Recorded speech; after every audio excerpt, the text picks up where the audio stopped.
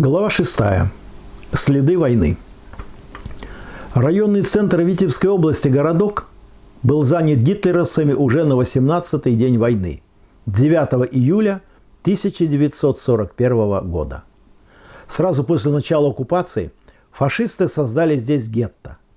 Город находился под немцами почти 3 года. В холмистой местности, изрезанной глубокими оврагами между рек, болот и озер, гитлеровцы построили мощнейший укрепрайон с несколькими полосами глубоко эшелонированной обороны.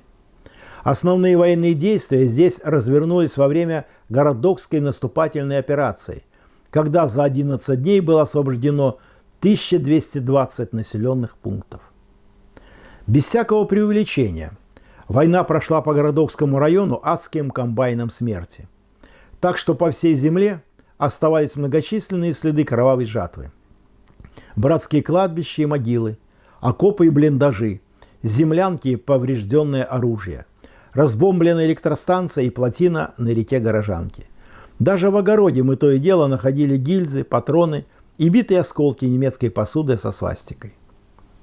Наше послевоенное поколение вырастало на улицах.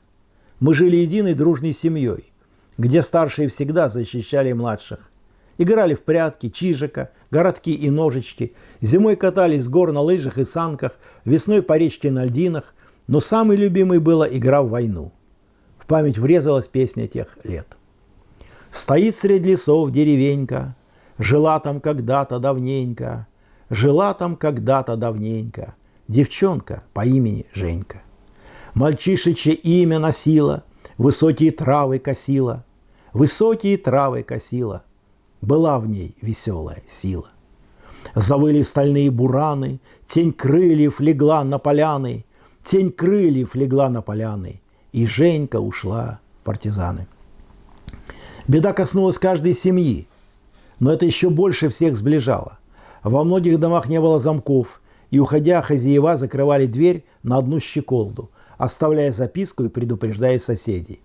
Ведь те, кто прошли Великую войну, жили в братской взаимопомощи, где радость была на всех одна, и горе было на всех одно, как в песне, которую пели дети и взрослые.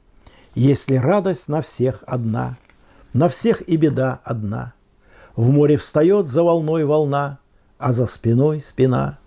Здесь у самой кромки бортов друга прикроет друг. Друг всегда уступить готов, место в шлюпке и круг. Бывают и такими следы войны.